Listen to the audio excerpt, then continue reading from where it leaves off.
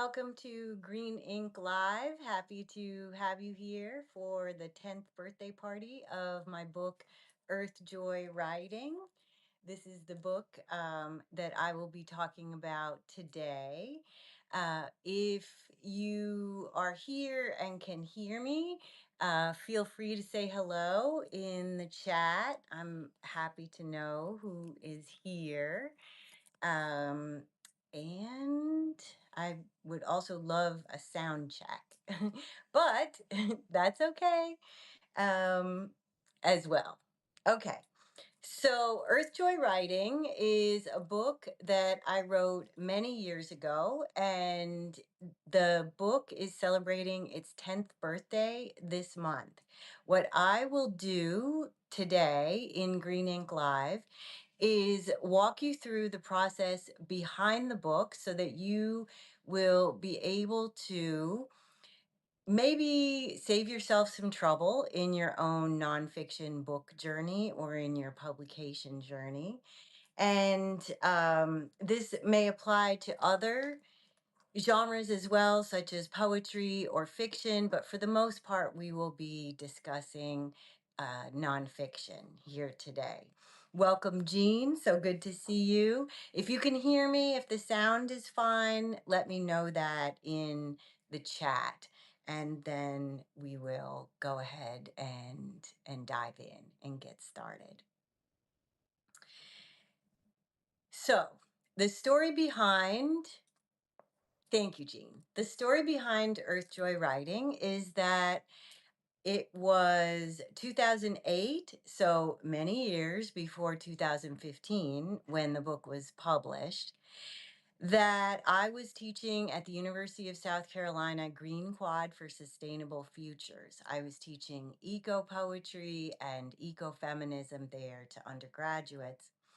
And I was learning that there were certain ways of talking about climate change and environmentalism and the connections with literature that I thought might be helpful for a larger audience. So in 2008, I started crafting some essays on the themes that connected to what I was teaching at the University of South Carolina Green Quad. And the original title of the book was Co-Creating with the Earth. As a writing coach, my writing business is called Co-Creating because, as you know from Green Ink Live, when I give a writing prompt to people in my classes, I also write. So we create a space where we co-create together.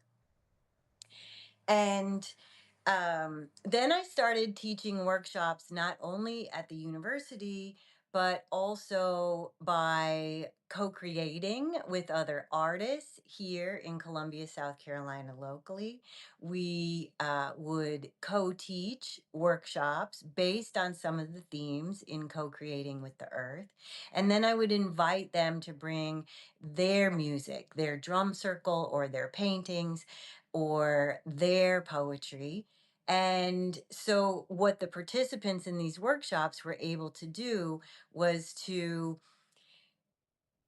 relive the experience of being out in nature, where biodiversity is the essential element of what allows us to feel that calm, that forest bathing, that green space, that sense of balance, the elements coming together. So I was doing that with the human and the more than human world. I also started teaching these workshops at nature centers and parks locally. And all of this helped me continue to write the book.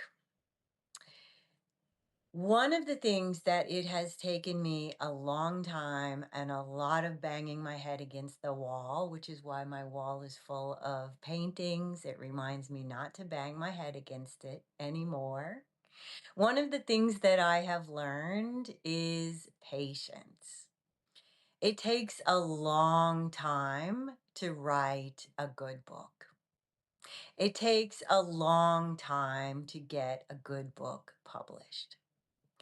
It takes a long time to become the people that we are becoming when we write. My sun is in Aries, so I certainly have lots of fire energy and I want things done yesterday. But I have learned to bring that energy into things like cleaning the garage or going for a run, not into my writing and publishing and teaching. The next step behind the process of coming to Earth Joy Writing was to realize that nonfiction books need a proposal.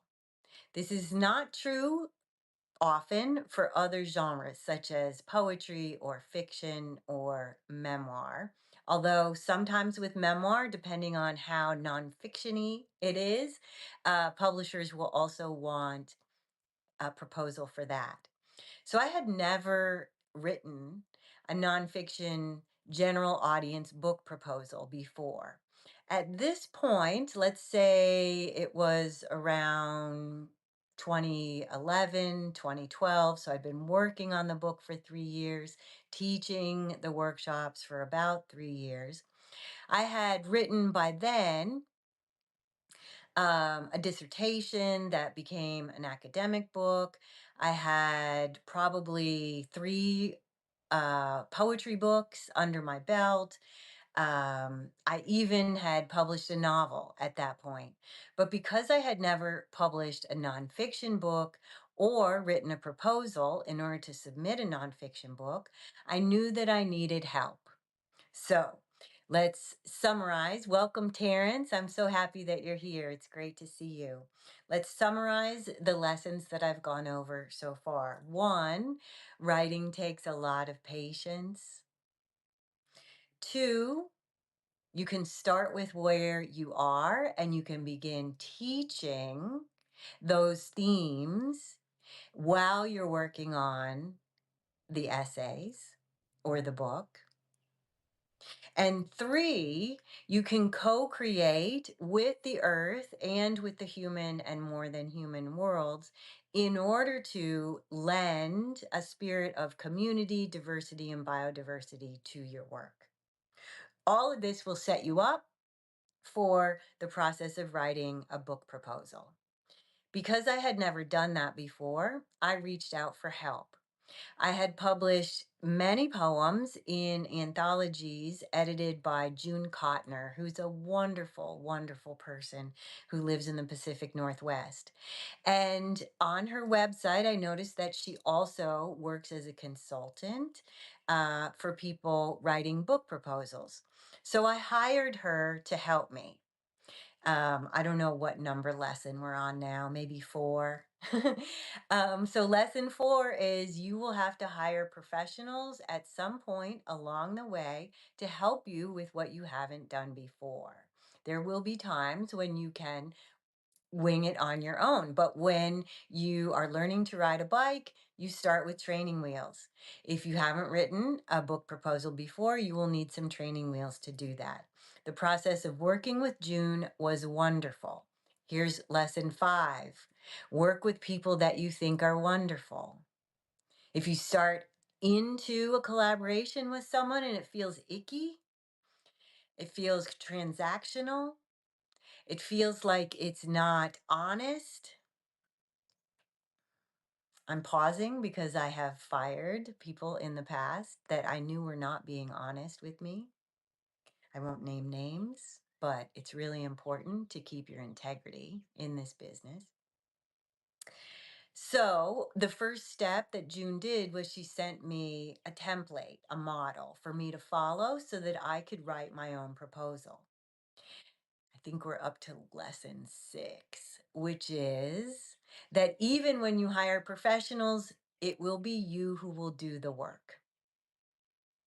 I know this as a writing coach because when I first started writing coaching full time, I put a lot of my clients on my back and I did a lot of the labor and a lot of the work for them. I don't do that anymore. I model, I teach, and I let them do the work. And that's exactly what June did with me. So at that point in the proposal, there were things that I needed to do that needed research, like marketing, or what's the audience, or what has been written before that is in this genre and this specific niche. So I did the research, I wrote the proposal, and I sent it back to June. She got back to me fairly quickly. I'm recalling that it was maybe 3 weeks. That's the other thing, too. You want to work with people who can stick to deadlines.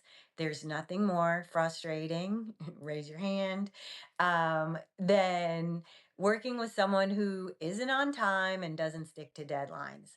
I will walk away from that kind of collaboration. I am a professional and I expect to be treated as a professional.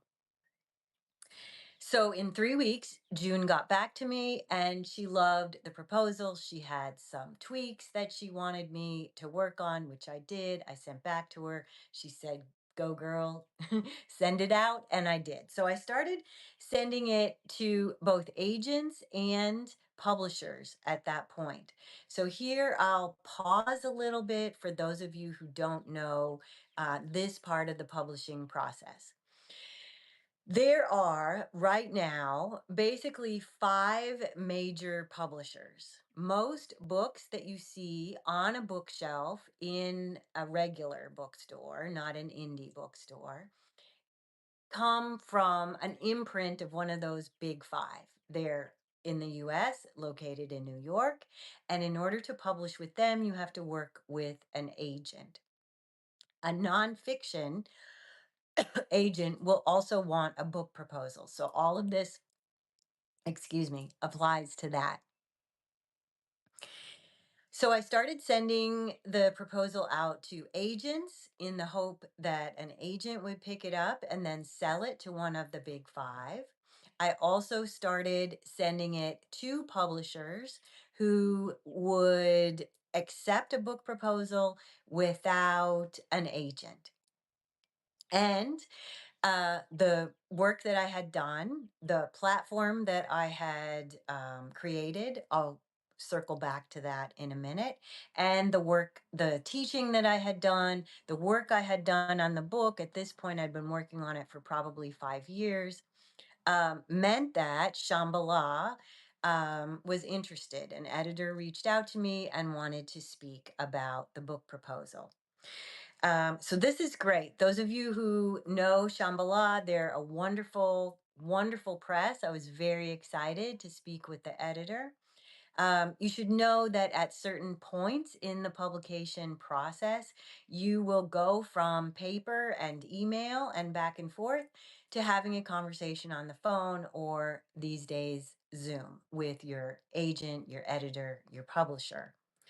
What's important to note about that is you want to be at the point where you can be very articulate about what you're doing. You are confident in your work. You have experience and expertise in this area.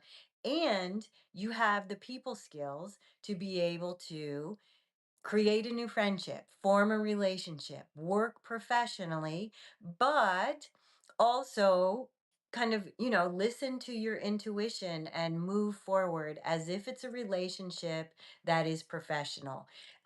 It's similar to having a boss.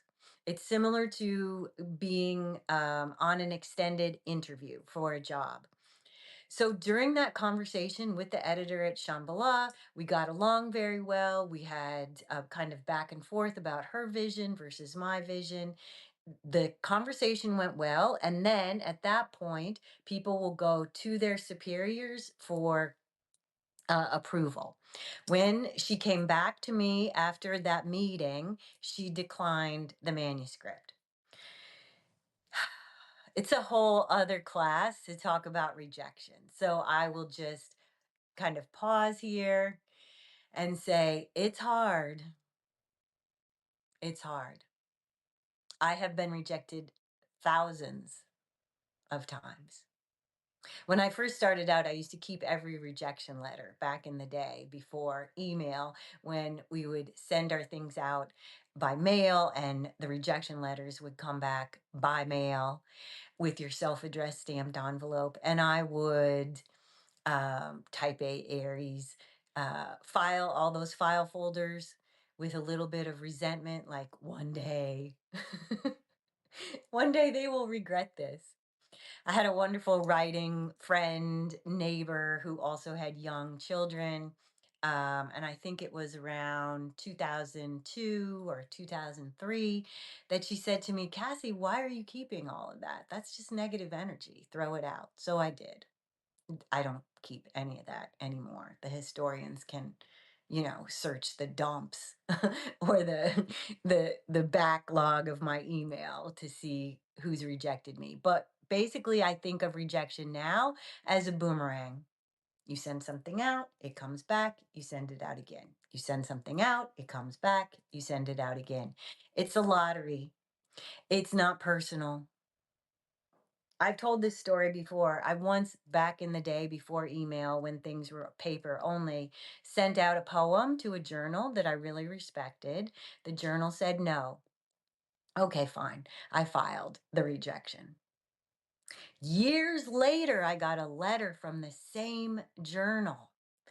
Their offices had been in a fire and they found the poem in their files and they were reaching out to see if it had been published because they wanted to publish it.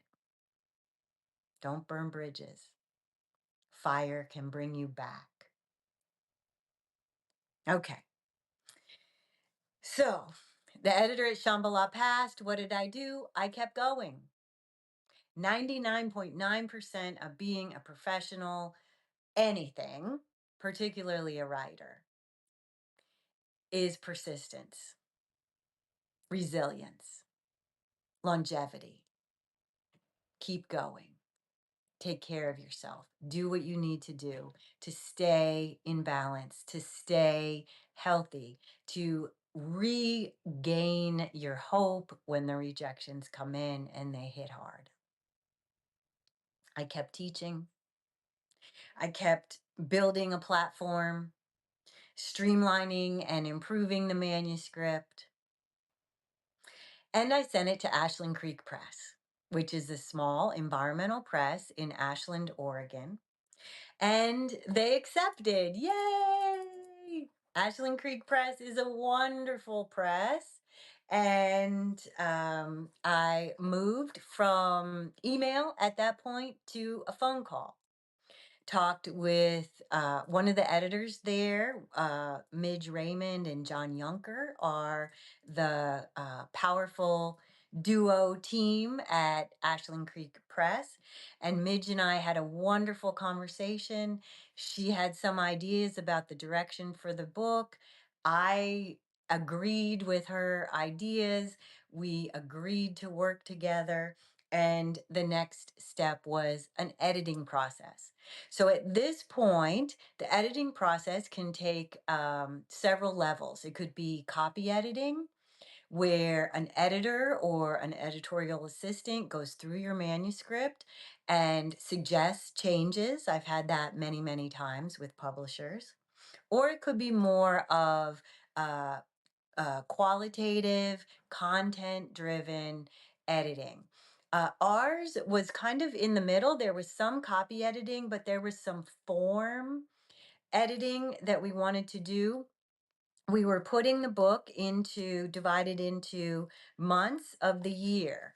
So we were looking at what the reflections would look like, what the writing prompts would look like, what some of the exercises would look like, the poetry and how to put that on the page. I remember that this was 2013. So the book didn't come out till 2014. Remember, I started writing it in 2008. The relationship with people that you work with as a writer is a relationship. It is professional, But I will say that working with independent publishers allows you to have more of a friendship, more of the element of an emotional connection, more of a sense of trust and mutuality than working with larger publishers. For example, my book, We Heal from Memory, which is about the poetry of trauma in Audre Lorde, Anne Sexton, and Gloria Anzaldúa, was published by Palgrave, which is part of the larger international conglomerate Springer. I've never spoken to anyone from Palgrave on the phone, never met in person, never gone out to dinner, um, never had them know who's in my family and wish me good luck when someone in the family was going through a struggle. You can get all that with an independent publisher. So I'm a big fan. Okay.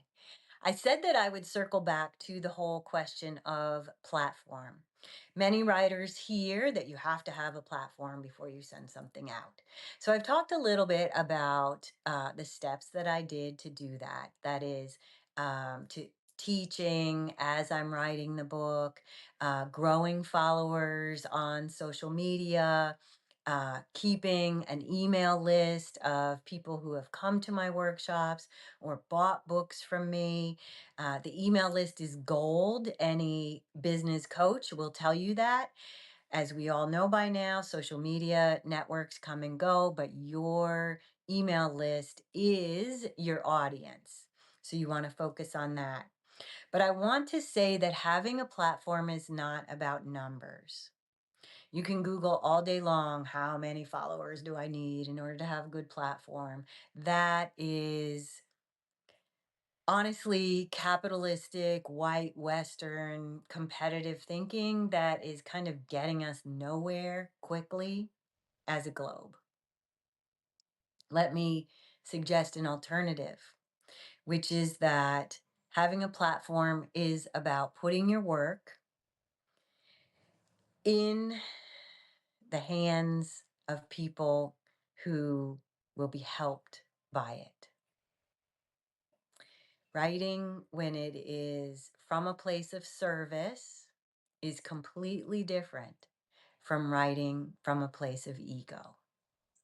We all have the dreams of the bestsellers or quitting the day job or whatever, super uber famous, a Netflix film based on our work. They're fantasies. They're not real life and they're not work. Work is what saved our ancestors. Work is what will save our world right now. Actually, this is a funny story. I said that We Heal from Memory was published by Palgrave. Before that, it was at University of California Press. And it was ultimately rejected. One reader's report came back positive and one came back negative. The one that came back negative said that I had workman-like prose.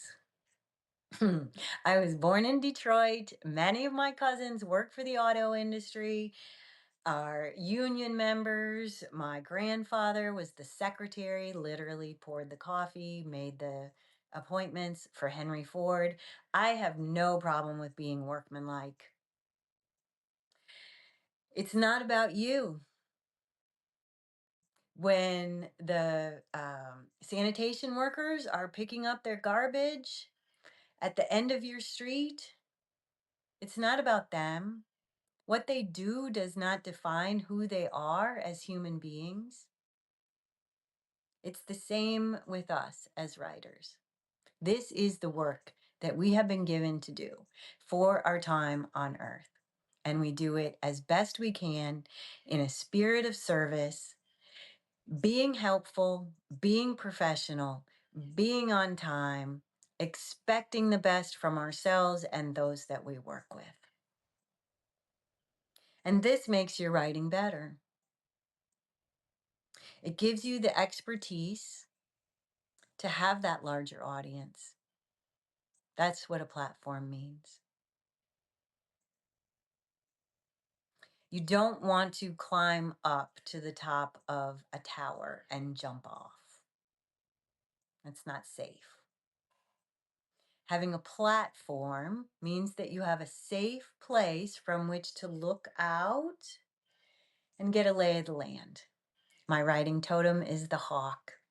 So when I see a hawk, I get a sign from the universe that I am rising above whatever tiny little things are happening down in the human world. And I'm taking a larger perspective to use the gifts that I have been given in this lifetime to help as many people as I can through my writing.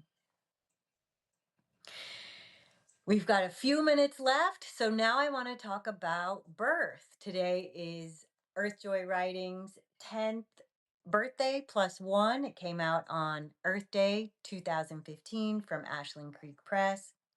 But one of the things that I want to say, and this also took me many years to learn, is that when a book comes out, it's a birth. But just like with a baby, there's still a lot of work to be done. We don't give birth, have a big party, and then sit back. The work is just beginning. So, over the past 10 years, I've continued giving workshops based on Earth Joy Writing. I gave them monthly at Saluda Shoals Park. I give them still online on Insight Timer and other online venues such as The Loft. And I also have, for the past 5 years, taught seasonal forest journaling workshops at Congaree National Park here in South Carolina, and I'm still doing that. My next one is May 31st. That's the spring workshop. And the registration for that will open a month before, so at the end of April. If you want to check out my website, CassiePremoSteele.com, there's more information about that. 2 minutes left. Deep breath. Writing, publishing, and life, success is about resilience and longevity. Are you willing to commit to the next 10 years? If you are, join me in celebrating happy birthday to Earth Joy Writing. I am very grateful for your presence here today and every day. Let's light a candle, and as I blow it out, let's make a wish for the earth, for Earth Day, for Earth Joy Writing's birthday, and for your own writing. Take a deep breath and let yourself fill your heart with that wish.